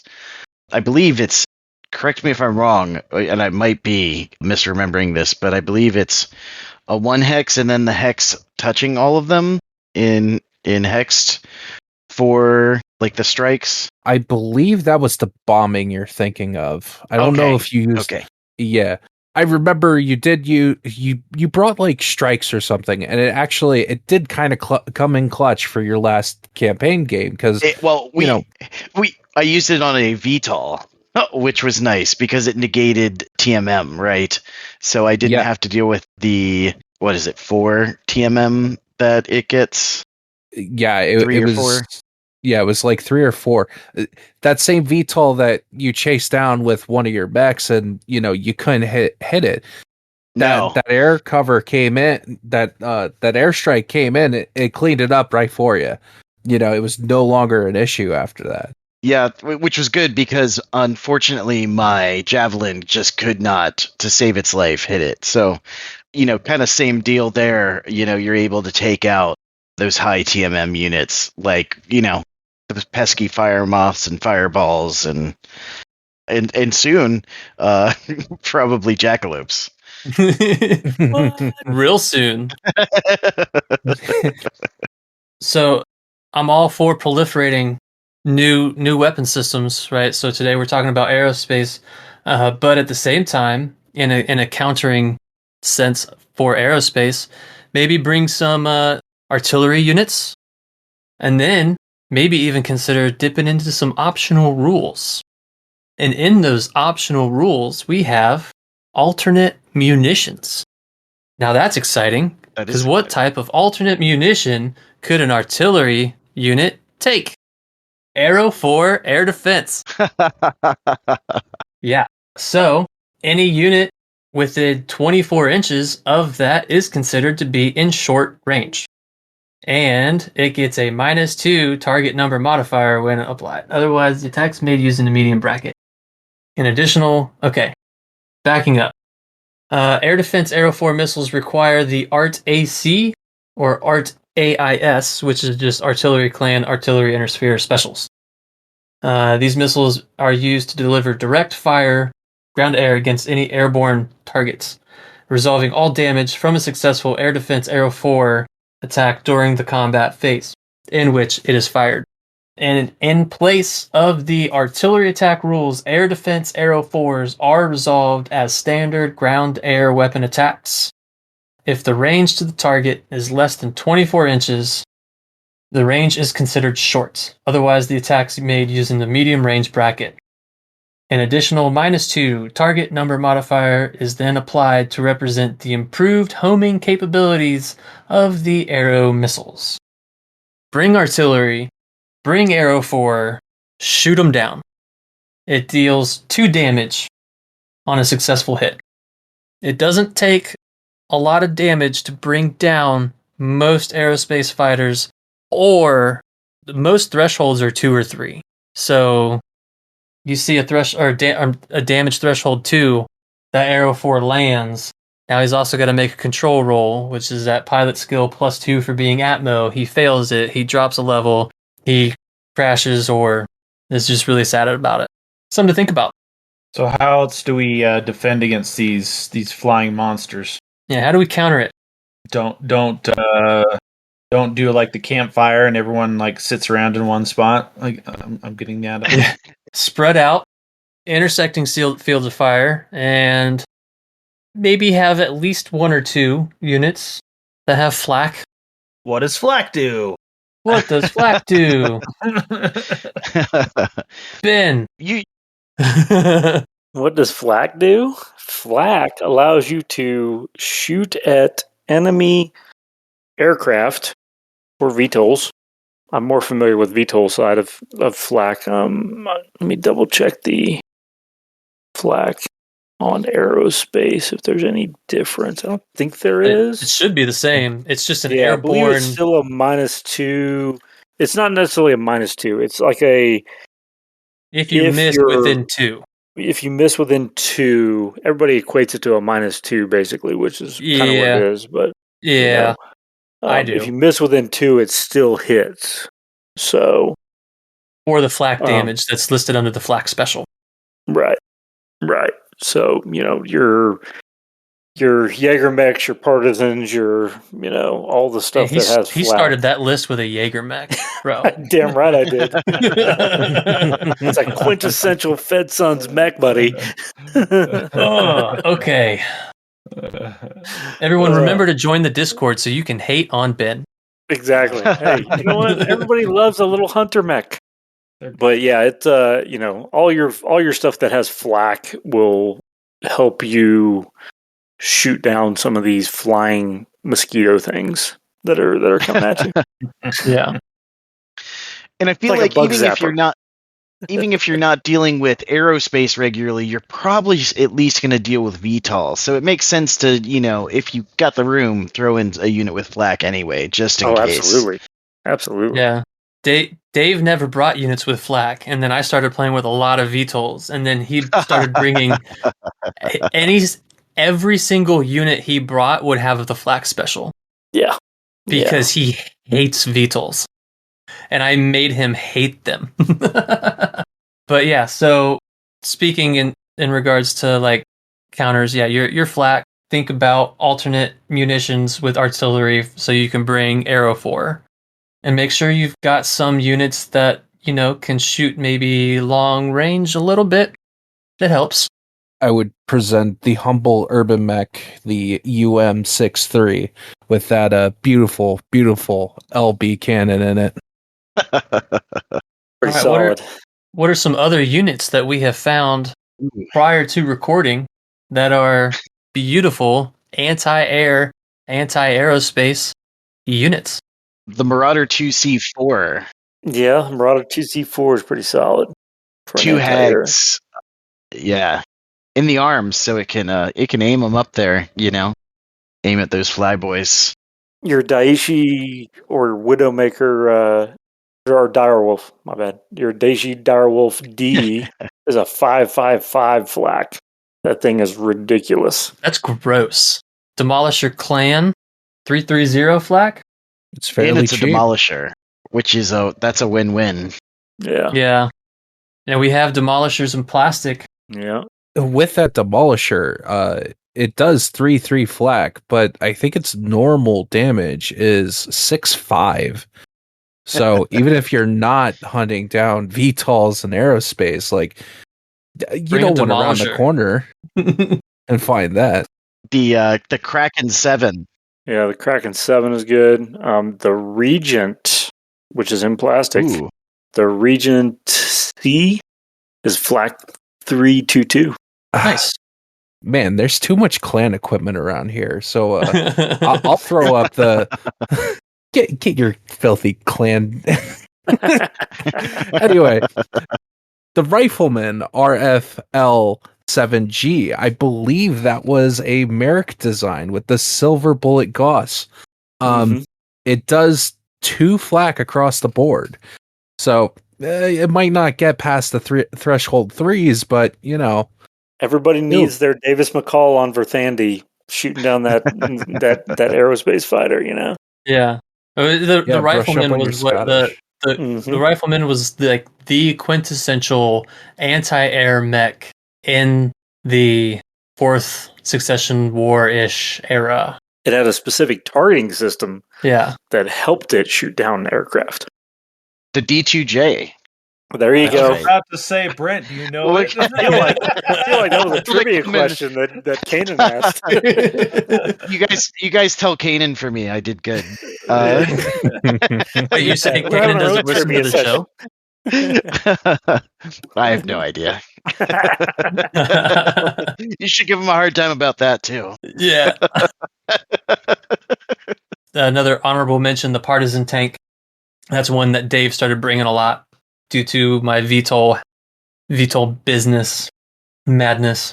All right. Let's talk about some favorite aerospace units. Ben, what you got? Oh man, I go back to my initial introduction to aerospace, which was TRO 2750 when it came out, man. And I was like, for some reason, I got sucked into the Ironsides. I mean, it's got 5 SRM-6s, 2 PPCs, and 2 medium lasers.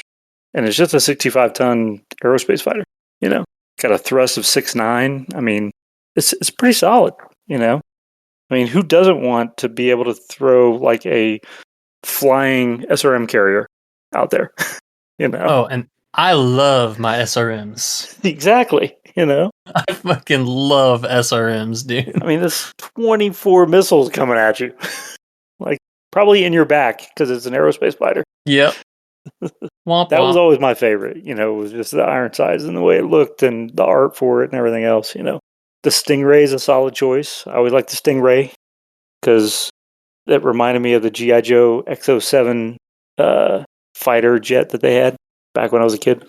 So those are my two kind of big favorites on the aerospace side from a Fair enough. aesthetic. All right. Next on the list, Zimmer, my guy. All right. I would have to say my favorite is the Shylone. I just really like the combination, like aesthetically. That's why I fell in love with it.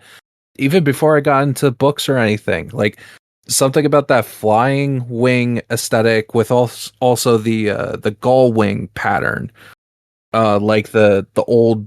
I always say this word wrong, but I think it's Corsair, the Corsair aircraft from like World War II. It was one of the model kits that I loved making years ago. But anyway, Oh, yeah. I think this is just a solid platform. It's like ubiquitous to the inner sphere, I come to find out. Right? Or am I mistaken? Was it only a Drac job? The Corsair? No, the Shalom. No. Shylone. Shalone. Oh, the Shalone? Yeah, I think it's ubiquitous across the inner sphere. It's All right.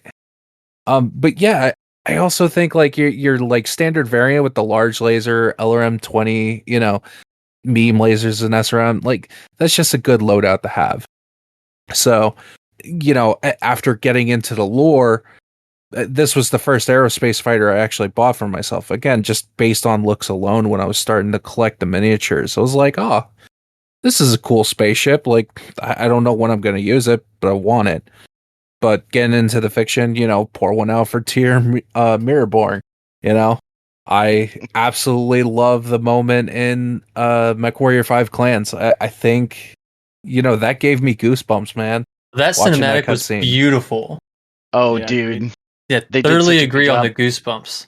Looking at master unit list real quick for the Shalone SL-17, looking like Draconis Combine, the Magistracy, Canopus, Mercenary, Taurians, Late Section War, so your 3025, Combine, Rasselhaig, Mercenary, Wolf's Dragoons, Clan Invasion. We're adding Kellhounds to the list. So it's kind of that sector of space. Okay. I feel like Randomly the Canopus has it on the other side of the map, but whatever. I feel like Tyr Mirborg is, both clanners and spheroids alike can respect, her gumption. It's something we can all agree She's on. got a line in the Remembrance. That's right. So, yeah. really curious about the periphery general tag for it, because Oh, yeah. who's making that? They're just All right. probably whatever was crashed and fixed up, or Right. people that ran Dive away. down the Sarna rabbit hole. Yeah, that's easy to do. No. All right, moving on. Next on the list, What about you, Matt. Mike? I'm tagging Matt in. Oh, okay. Mine's I haven't really played AeroSPACE too much, so this is completely on looks or just kind of hijinks. But I've got myself a good old flying Saladin called the Hammerhead, and it's in a way, just your basic your A-10 flying through the sky with an AC-20 and trying to blow things, smaller planes up. So it's pretty cool. I mean, it has like a hammerhead on the front of it, so if you like hammerhead sharks, that's pretty neat. But yeah, it just looks crazy, and then it's built around one big gun. So balls to the wall, all or nothing. So it's pretty cool. The BattleTech A10. Yeah, that there you go. Just aircraft built around the gun. Go for it, man. Heck yeah. Hammerhead. I think we brought this up earlier, but there's also another. It's not an aerospace fighter, but it's a conventional aircraft called the Mech Buster. Now, this one I do know was fielded by the Draconis Combine. Just 3 tons of armor, but it's got an AC-20 on it. It has one job. Yeah, if you need to punch a hole, there you go. Flying short, good luck. All right, I've got my answer. Boom. Your answer? No, my answer of like why was the Shylone so like across the board? The Shylone was periphery general. Oh, in the master unit list. Why's So the that? original Shylone was produced by Wakizashi Enterprises in the Draconis Combine, right? Mhm. Premier aircraft manufactured in the Star League. After the start of the First Succession War, they planned to move its plants to the periphery so they could avoid being damaged in the ensuing carnage. And then they licensed out most of the components to everybody, pretty much. So You get a Shalone. You get a Shalone. Everybody gets Shalones. Don't forget your bombs. Down at Discount Dan's. All right. And I'm going to go for the Jagatai, which I first learned about in Hour of the Wolf. And then I looked it up and I was like, that's really cool looking. And then I saw the card for it and I was like, that's even cooler. Yeah, that thing does 5 short, 5 medium, 5 long, bomb 2, and can shoot rear 111, short, medium, long. And it's E&E in the prime, so if you're doing a strafing run in short, you're dealing all 5 damage to everything in that 10-inch path, which is just brutal. And looking over on the Sarna, the prime configuration mounts an LRM-20, 2 tons of ammo directly below the cockpit, a ERPPC and large pulse laser fitted to each wing. So it's 2 ERPPCs, 2 large pulse lasers, 2 LRM-20s. A further large pulse laser is mounted aft to discourage pursuit and large enough to actually do the job. That's what somebody wrote on Sarna. That's awesome. do the job. While 2 extra double heat sinks attempt to keep the primary configuration's high waste heat under control. So even though it has those 2 LRM-20s on the prime Alpha Strike card, because it has 1, 2, 3, 4, 5 energy weapons compared to 2 missile weapons, it is considered an E&E unit, which is awesome. That's one of those aircraft too that like when I look at the Jagatai, right? It reminds me of the Viking, the Lockheed Viking, the real life aircraft. Mm. If you want to look at something like that, look that up. The Jagatai is a 70-ton aerospace unit. It has 6 thrust and a damage threshold of 3 and carries 2 bombs. That's badass. A standard skill 4 Jagatai Prime will cost you 48 PV. So that's not necessarily cheap. If you want to bring him on down to a skill 2 and try and always beat those control rolls, you're looking at 68. Might as well take an Ares. Fucking that's a lot of gross. points. Oh, Yikes. that's Don't know if the brutal. juice is worth the squeeze there. Maybe not on that. You might Maybe- not get the mobility, but you'll get the sustainability. Well, I don't know though. A skill 2 Jagatai, yeah, it's 68 PV, but he's dealing 5 damage at long range, so he can hang out and high at skill 2. It is hard to hate anything with that many clan ER PPCs and large pulse lasers. We've had some, we've talked about some, but none of these are in plastic, but we have had 2 come out in plastic. We have the Well, first we of had which the Shylon, was the that Shalon. talked about, but and then we had the Visigoth, right? Yep. That one's pretty nasty too. Yeah. 5 for the prime. 5 short, 5 medium, 1 long. It is a size 2. It's got 1, 2, 3, 4, 5, 6, 7 points of armor, 4 structure, 3 damage threshold, 2 bombs. It can shoot to the rear, thrust 7. And and I'm looking at the E, and it's a 7720, and it has the 2 bomb and flak 222. That's like Jesus. it's ready to smack ground or air pretty hard. I mean, it does cost 49 points, but it's a pretty hard hitter. So The prime's coming in at 43 at skill 4. Yeah. That E is gross. mhm. Don't let that 2 get bombs, behind you. too. 2 bombs as well. All right. So that should round us out. Oh, I guess one more honorable mention. And you did talk about like the World War II Corsair. There is a Corsair Oh yeah, aerospace unit as well, Mhm. which is so the V12M. I think that was like the most common during the Succession War. PV-35, thrust 6, 3200, 2 bombs, E and E. Cheap and effective. It also looks really good. That I like it. It's, flying dart look. Yeah. Yeah. I've always it is in the more of the it's got that anime riz, Yeah. as the kids say. It's always been my favorite aesthetically. Yeah, the V20 also in the Succession War era is a 3300.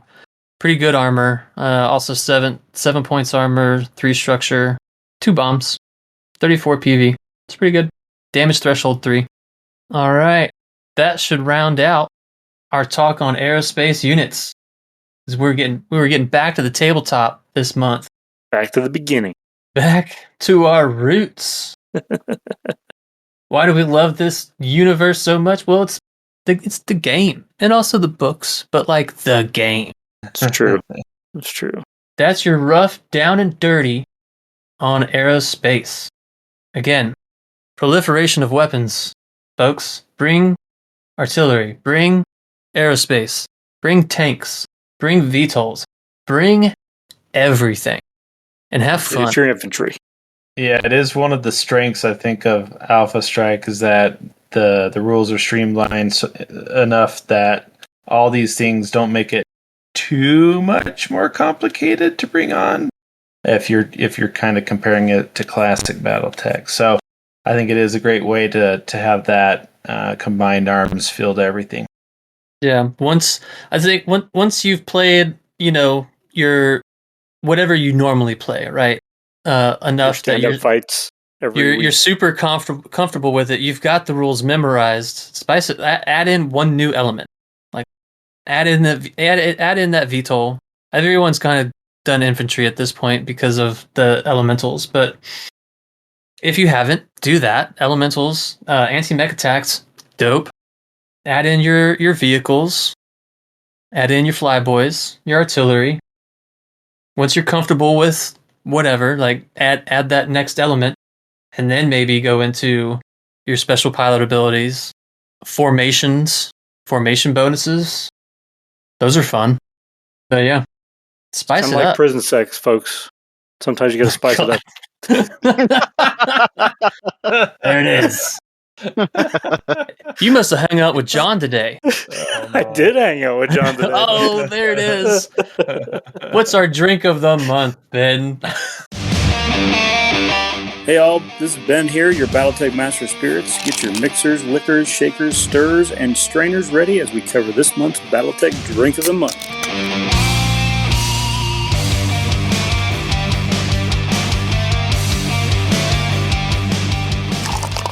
All right, the drink of the month, folks, is since my favorite AeroSPACE fighter is an Ironsides. I found an interesting drink on Reddit that was called the Ironside. Shocker. All right. The Ironside consists of half ounce of Scotch whiskey, half ounce of vodka, half ounce of bourbon, my favorite, and a half ounce of lime juice, and 2 ounces of hemp soda. All right. And for those of you that are going, what the hell is hemp soda? That's like your fiber sodas, right? The poppies, the whatever the hell the kids are drinking these days with all their Riz and stuff. Look up whatever a hemp soda is. You need 2 ounces of that shit, right? And then add some lime, a lime peel, and serve in a highball glass at room temperature. Ugh. God, the burn. Just to be clear, hemp soda isn't bong water, right? That's correct. it's like that fiber type soda that my wife wants me to drink to improve my colon health or something. I don't know. She wants you to spend more time in the bathroom. Exactly. Yeah, so it's not bad. I mean, it's only a half ounce of the Scotch, and the bourbon and the vodka is a little rough, but it gets cut a little bit by the soda that you put in there. But it's also warm, so... And it's warmish, room temperature-ish. So it's still going to burn. Yeah, it still burns a little bit, but it's not too bad. It's a good kind of a sipping drink. I like the splash of lime. I've been really big on lime lately. Yeah. So putting lime in bad. All my beers lately. Well, it's because you're doing all that remodeling. Yeah. All right. So that's your drink of the month, the Ironside. We don't get a woo this month, man. We were out of practice. Oh, we're out crap. of There practice. it is. Woo! There it is. Woohoo!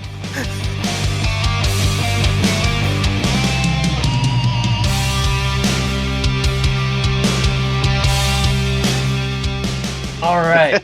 Moving on. Return and report. Ben, what have you done?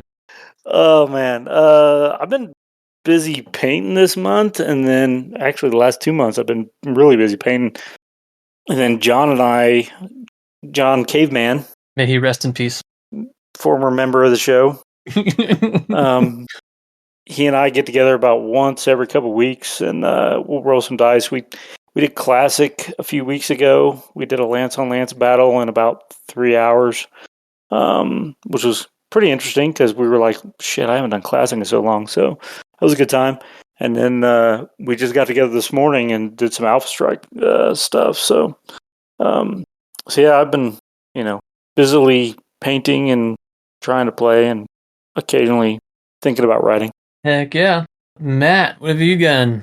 Not much. I've been on vacay for the last little bit, and before that, just haven't had a chance to play yet. So, been a little bit, but now I gotta play test a whole bunch of stuff for an event coming up soon. So, it's gonna get a lot of games in here with the two young sons here pretty quick. Yeah, so looking forward to more gaming, but haven't done much recently. I feel that. I too haven't done any gaming. When I have time, I'll pop in for a few hours on Helldivers when the wife's at work before I go to bed. But yeah, no BattleTech for me in a long time.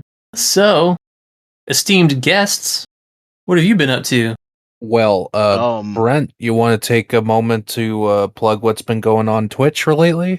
Give that plug. Yeah, so we've been playing through the BattleTech campaign, and we finished up last month with Mission 3, and we're about to do Mission 4 tomorrow, Saturday, so before this episode comes out. But yeah. it's been a lot of fun playing through that. You know, it's a campaign, and we've been streaming it on Twitch, as Zebra pointed out. It's been a good time. And the Twitch channel is... Oh, yes, of course. Of Mechs and Men at twitch.tv. And also I've been doing quite a bit of painting up. I've been learning how to paint tiny little, well, one, I got an airbrush, and so I've been messing with that for the first time. Welcome to the dark side. It is a game changer, I will say. I'm like, oh man, I'm going to get way into this. Second, I've been learning how to paint tiny tartans on mechs, which not as fun, but no, it's not. Let's say, like, the big question is: are you gonna wear a kilt to Gen Con? Oh no! So I was last minute. I switched up my forces because, like, I was. So it's funny, we talked about them early in the episode. I was going to take a Wendigo and a Jackalope in my clan protectorate, my spirit cat list, and I was actually going to dress up in full Nova Cat regalia, thanks to a friend of mine sending like all the unit patches and stuff, and then I was going to get like a flight suit, and then of course wear my my silly little beret. And that's what I was originally going to do, but unfortunately on short notice, I don't.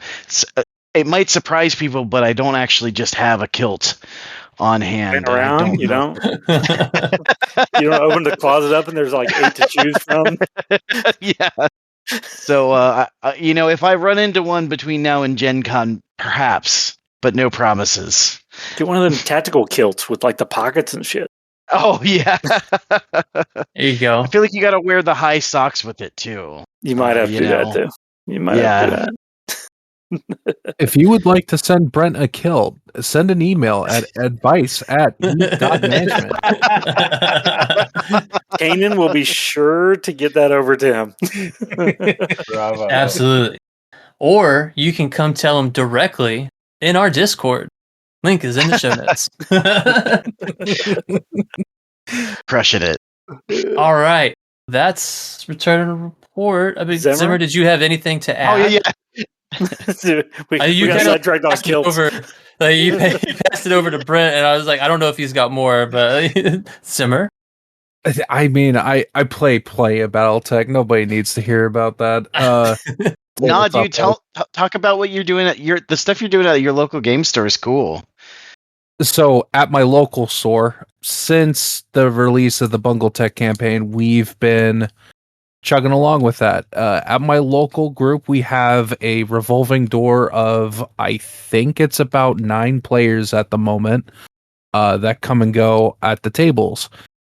We are also on mission 4. Unfortunately, we haven't gotten that game in yet. It should be, not to date this podcast, but it should be happening next week. So I'm looking forward to it. We're having a lot of fun with the BattleTech campaign. It's great that Nate from the BattleTech podcast is putting so much effort in this, as well as the other people who are involved. You know, Seth from Mercenary Star, and oh my goodness, I feel bad for blanking on the name, but the gentleman from the Mech Bay who's also helping Steve. Steve is also helping with getting the Alpha Strike part of this going and managed. So huge thank yous to those guys. Besides the games that I've been running, as you've already mentioned, I've been painting in the Valhalla Club. Honestly, maybe not as much as I wish I was at the moment, but you know, getting there. I got an Ares on my desk that you stole me away from earlier. Hopefully I can finish that tonight after we finish recording this. But, you know, too many mechs to paint, too little time. Absolutely. All right. Well, let's check out some upcoming action. Who wants to lead us off? Ben does. Oh, man. Ben. All right. Hey, upcoming action. For those of you that haven't, you know, gotten your life sorted out yet, Gen Con is coming up. Gen Con 2025, July 30th through August 3rd in Indianapolis. I'm going to be there, along with probably about 40,000 other people. So if you've not been to Gen Con, it's worth the trip at least once so you can experience it. And then you'll probably want to continue to go back every year. So July 30th through the 3rd of August, there's going to be a lot of BattleTech going on. I mean, we've got one corner of like a warehouse, I mean, double, triple warehouse kind of convention center joint. It's huge. Very big. I mean, there's probably at least 15 different types of BattleTech going on every hour. So come and check us out at Gen Con. Matt, you want to talk about Tacticon? Sure. Yep. Here locally in Colorado, where at least two of us are, we've got Tacticon coming up in August, and that is August. I got it right in front of my face. August 28th through the 31st. So last weekend in August here in Denver. And that usually happens at, I forget what hotel it is in Aurora, but like a Hilton or something like that.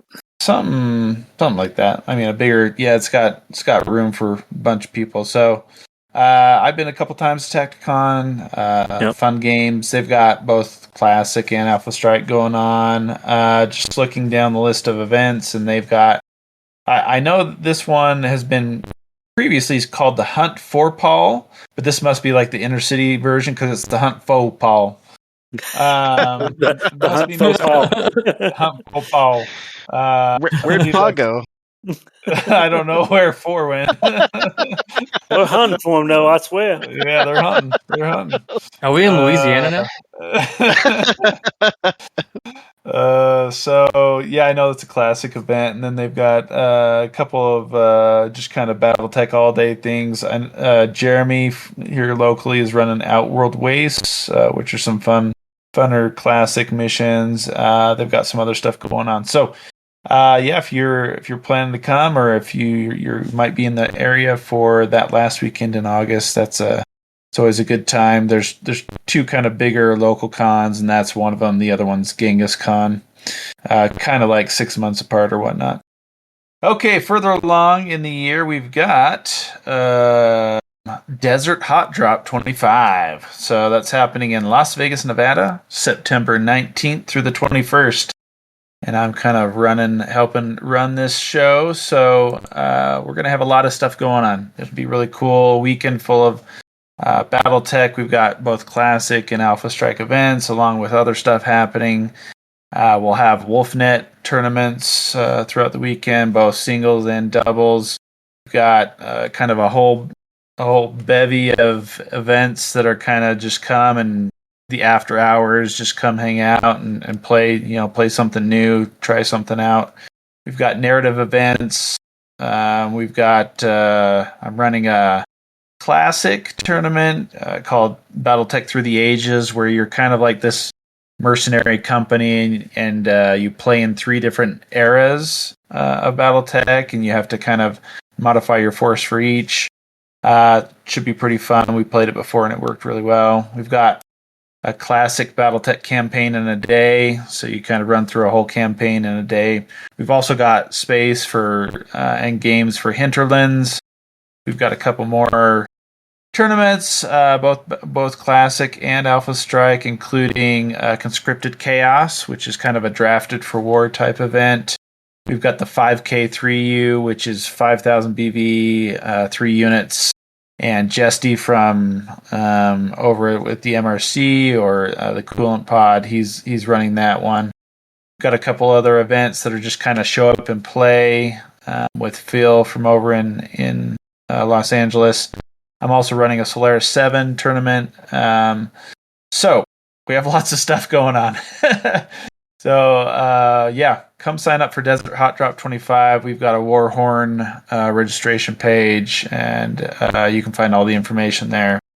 Should be tons of fun. So we hope to see any of you that can make it out there. So we've got about, I think, 20 spots left out of 50. So it'll all be in one hotel. We have the whole room and everything. So it'll just be us, kind of like a little mini BattleTech event, which will be awesome. And really excited for that. After that, we will go back to Ben for another event. Yeah, so put it on your calendars now. December 4th through the 7th in Minneapolis, Minnesota is KSAG. I call it the Kroll Sisters of Go-Go, but it's the Kroll Sisters annual gathering, or Kroll siblings, my bad. Sorry, Andrew, Aaron. That's what you get. The Kroll Siblings Annual Gathering of Gamers. It's happening December 4th through the 7th in Minneapolis, Minnesota. There is a whole list of events going on, similar to Desert Hot Drop. Alpha Strike 350, some classic stuff, some Alpha Strike stuff, some narrative stuff, some painting things going on. So check out the WolfNet Radio podcast page on Facebook, and you can get more details on KSAG. Yeah, and I'll say that for both Desert Hot Drop and KSAG specifically, it's really like a kind of a small group feel to it, where it's just like hanging out with buddies and playing some games, and I don't know, I love the feel of those type of events. The cons are awesome, bigger cons like Gen Con and locally Tacticon are awesome as well, but I just really love just kind of the feel of these smaller ones where it's a little bit more just BattleTech concentrated. It's just you get to know the people, and it's a really great time. So yeah, excited for both of those. Put a face to the Discord name you've been being buddies with for the last couple years. Yeah, for sure. And the WolfNet boys are a good time, so it's definitely worth hanging out. For sure. All right. Any other upcoming events? Brent, Zimmer? You guys got anything going on in your neck of the woods? I don't have a local group at all, so no. So basically, just OMAM recordings nonstop. That's it. That's what we have. Let's pour one out for Brent real quick. Yeah. There's a group here in Alaska. I just haven't hooked in with them yet. There is some people somewhat near to me, but I haven't gone out. And I really, honestly, it's more about the lack of time I've had to. Oh, I understand that all too well. Yeah. So sadly, however, I do play online now quite a bit, somewhat with Zemer too.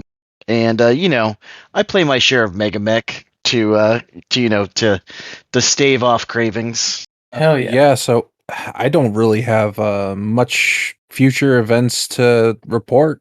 I go to the Herd of Nerds Gaming Club in Central Pennsylvania. It's mostly just a smaller group thing. Like, we don't even have like a shop that we come to. It's just a game club. People come in all the time to play games for free and get to learn new things. Yeah, as far as events go, I'm just doing the BattleTech thing like once a month. In between that time, we're just doing pickup games every week, goofing around with different things. Hopefully we'll have Solars in the future, but that's, not set in stone. I did misspeak, though. I am going to Gen Con. Very much looking forward to that and getting to hang out with Ben. Ding. Heck yeah, man. Is the whole OMAM crew going again? Barring anything coming up, all three of us should be good to go. You guys are making the drive all day again? Me and Aaron will be doing the insane drive. Luckily, we'll have more days to do it this time. Oh, nice. But yeah, I don't think we'll do it all at once. Not a dead sprint. Knows all too well how driving long hours with me is a little crazy, but yeah. Dude, I know, man. I mean, that was like me and Charles driving to Adepticon from Denver to Milwaukee. That was a 2-dayer. Oof. We had a lot of crazy conversations in the truck. I don't doubt it. Milwaukee was we didn't go to Adepticon this year just because, it was a long haul driving to Colorado, or not Colorado. Wow. To Chicago for Adepticon. But right, now that it's in Milwaukee, we were like, sadly, I just don't think. We'll probably try and go next year. We'll just fly, which I'm not the biggest fan of. You do what you got to do. That's right. Moving on to shout-outs. Let's start with our guests. Zimmer, shout out. I don't know if this is proper, but can I shout out the Herds of Nerds? Absolutely. Sure. Yes. All right. I'd like to shout out my local gaming community, the Herd of Nerds in Salings Grove, Pennsylvania. If any of you happen to listen to this episode, thank you so much for making BattleTech what it is in our, small little, town in the middle of nowhere. That's awesome because I live in a small little town in the middle of nowhere, and it's it's great when you got it. What you got? Heck Yeah, of course. Brent, Well, first, shout outs to Aaron, who's been in the editing dungeon for some time now. Poor guy. He's got exposed cuts as well. Is that what you're saying? Yeah. Yeah. We try not to whip him too much. It doesn't make it go that much faster. And Kanan, of course, a co-host. Also want to shout out just all, not to be cliche, but all BattleTech fans. I got back into BattleTech in kind of like the dark times when there really wasn't a lot going on, and this like renaissance we've got going, it makes me really happy that the flame's starting to burn brighter and brighter for BattleTech. So keep it going out there. heck yeah. Matt. Yeah, this month I'd just like to shout out our 3 current sponsors. We may have more, but sponsors for our upcoming Desert Hot Drop 25. And those 3 sponsors are Catalyst Game Labs, they're official sponsors this time, and then Ares Games and Minis, as we've already mentioned, as well as a new player in the market, I guess, Recon Terrain. And those that go to Hot Drop will be able to see the Recon Terrain there. So it's a new little company, and they've got some cool terrain to show off. So we've got those 3, and they've really helped to support us, and we'll see more support there at the event. So thank you for all 3 of those. That's my shout out. Awesome. I didn't even know you had sponsors for the event, so that is awesome. Oh, yes. Is there a link for Recon Terrain? Not yet. There will be soon. Okay. Yep. Gotcha. Yeah, it's still in. There's a lot of development currently happening, but it may hit right before Gen Con. You may see some at Gen Con as well. I'll keep it mysterious. All right. And Ben. Hey, my shout out this month is going to, I don't know if he even listens to us or not, but Jim the Godfather Topa for trying to wrangle all the CDT cats for Gen Con to make Gen Con a spectacular event every year. He's been doing it the last couple years, and he does a phenomenal job, and I will still continue to give him shit every day. So, thanks for coming out. I envy him not. Nope, not one bit. He is a busy guy for being retired. The OPA. Yep. And for myself, I'm just going to shout out our super awesome Discord community. You guys are always hanging out in the voice chats, painting, playing games. We're streaming out of there. There's just a lot of good conversation, a lot of good community happening in the Discord. So just shouting out the Discord community. If you're not a member of the server, the link will be in the show notes. Come hang out. It's hella fun. To round us out, I'm just going to once again give another thank you to all of our patrons. If you want to maybe get a sneak peek at some upcoming topics or suggest some topics, then put your suggestions at the top of the list. Come hang out with us on Patreon. Help us keep the lights on. But aside from that, we've been going for a while now. I think we should call the last call. Last call. Last call. Last call? Last call? Last call. Yeah. Thanks I don't for care where you hanging go, out, but you everybody. can't stay here. Good We'll enough. see you I at don't Gen drink. Con. Well, they will. See you later, everybody. Thanks for joining us today in the Valhalla Club. If you'd like to hang out with us and many other BattleTech podcasters, then be sure to join our Discord. Link is in the description. Special thanks to our sponsor, Ares Games and Miniatures.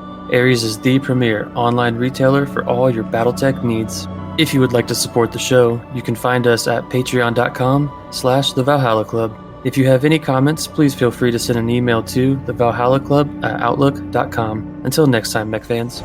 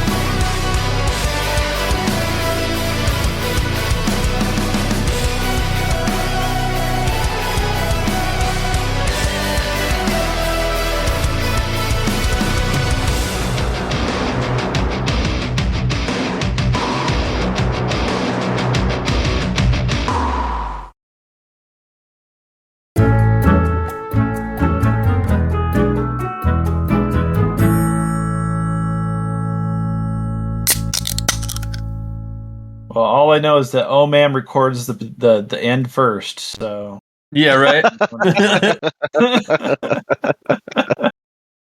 Begin at the end. It's like a haiku from Kanan. Oh man, Ooh, should we prep a Dude, haiku real he's quick? been slinging them. He's AeroSPACE haiku. Oh yeah. Copyright infringement. Sorry. In Aerospace flies high. Dirt pigs run and hide. I don't know what to do today. No. Fuck. Duck and cover.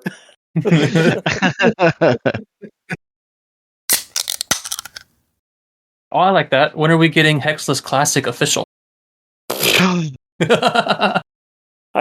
I'd love that.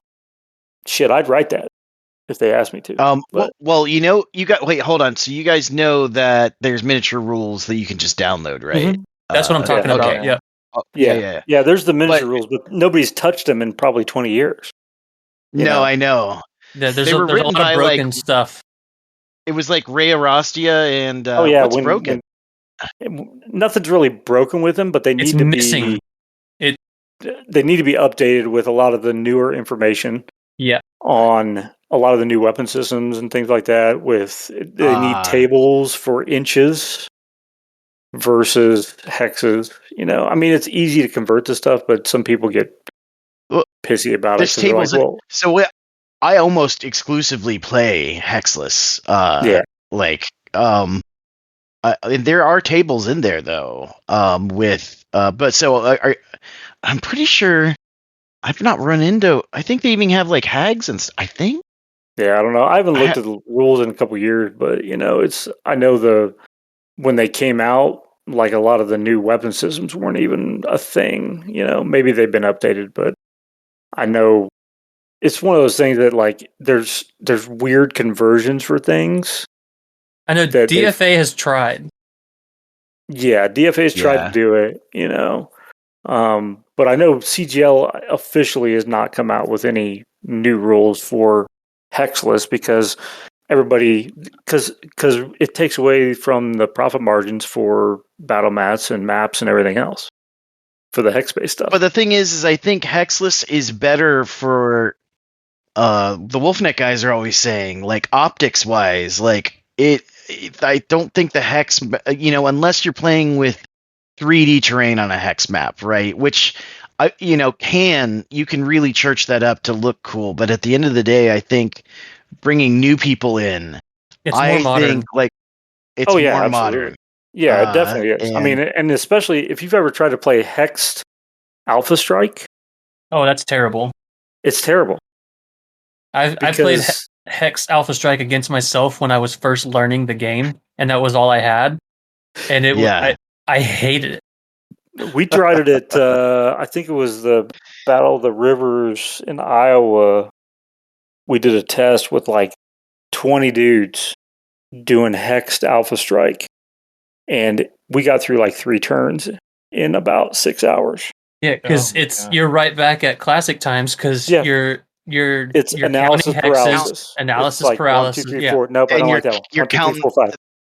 And that's the thing I love is that when you free yourself from the hexes, don't get me wrong, you can still get caught up in measuring stuff, but I feel like it's inherently quicker. It's definitely faster. I mean, we did it at Mike, you were there for Copo, weren't you? When we did Hexless Classic for the first pairing or something like that. Yep. I think the whole thing was hexless. Yeah, it might have been. My favorite. You're right. The whole thing was hexless. Yeah, and I mean it's one of those things that you get a little bit. You get some of the speed of Alpha Strike, but you still get the crunch of Classic. Right. Yep. Right. And I love that you can ward locations too. Mm-hmm.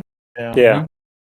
Yeah, I'm a big, huge fan of Hexless Classic, because it speeds up the game considerably just from not having to count hexes. And people are like, oh, that's not a big deal, but it is if you're spending 2 minutes for each mech you have on the board. trying because to figure people out turn where it you're into a moving. chess match. Yeah, absolutely. And there's still a market for the hexes. Don't get like there's still a Yeah. time and a place for yeah, it. there's To dudes out modernize there it. that don't go past a clan invasion. Yeah. and the hexes are great for like at home with the kiddo, and I've got just my little kitchen Yeah. table. And I But think if it's I'm a at a good way to game store and learn I'm the on a game. 6x4 table, like that, they can expand their maps to 6x4, Yeah. and then because they're coming out with these 2 map size hexless maps for Alpha Strike, and I'm like, that's garbage. Give me 6x4 or 4x4. You gotta play Hexless more map. epic, bro. Heck yeah. Yeah, Epic. we need to modernize and What they do- officially coronate Hexless Classic and update it. I've been saying this the whole time. I'm on board. Like I will. I have been. Because I love the crunch of Classic. Proselytizing. I just hate the time sync. Yeah. yeah. And if I think there's things that they could, if they focused on it specifically, they could like curtail things specifically for the miniature rules, where they could be like, we can cut this out and save even a little bit more time. Where it's like this was necessary with hexes, but we can. There's like some tricks. It's arbitrary here. Yeah, exactly. I will say, as I was learning the AeroSPACE rules and then referencing the the AeroSPACE rules for Classic, as I was saying earlier, completely nuts, and I barely understand it despite like deep diving on it. But for Hexless, I feel like that's something that definitely needs addressing too. In there is there's really not they're basically like here's what the template looks like for stuff, and also you probably want to play on the floor because they go really far because you're times 2 everything, unless you just choose not to do that, but that feels weird scale wise. And so if an AeroSPACE fighter moves 16 hexes under like one thrust, all of a sudden you're real fast, and most people don't have tables that big. They should just port over the Alpha Strike rules for AeroSPACE where it's going map edge to map edge. I think that's like I love that. I hope they do BSPs. They just do Alpha Strike rules for like BSP AeroSPACE, as in not BSPs as in the you get a bomb or whatever, but as in like the vehicle BSPs, because those are cool. Mercenaries. Yes, exactly. Which would be, I think that would be a good way to integrate them, and that way you could save it for the people that want to do the crazy stuff with AeroSPACE, where they're like, we want to do the whole thing from the space battle all the way in Atmo all the way to the ground, which is, I think, the thing that makes classic AeroSPACE. That's why it's so clunky, is they're trying to do it at like multiple scales, and if they could get rid of that, I think it would. If they would be like, let's just cut the cord, and there's ground AeroSPACE, and then there's space AeroSPACE, and if you want to go between them, you just switch rules. Classic AeroSPACE is stuck in 4 dimensions. Alpha Strike AeroSPACE is in 3. Yeah, if you guys have ever watched Star Trek Enterprise or sorry, Next Generation or last whatever it is, where they have like the 4-dimensional chess or 3-dimensional chess. That's what I always think of as classic AeroSPACE. Yeah, I'm like, how do you do this? I look at the rules and I'm just like, I see the words, I don't get the meaning. man, Master Unit List is being slow as shit for me. That's because I got like 4 tabs of it open. Ben's the one slowing it down for everyone. Because I'm building out my singles list for Gen Con. Hey, four tabs of the MUL is generally nothing. It's usually like 10. Yeah, bump those numbers up. Those are rookie numbers. Right? That's because I'm already done with 3 other lists. So. Yeah, you know better. Well, he's also got all this shit memorized by now. Mm-hmm. I bet he does.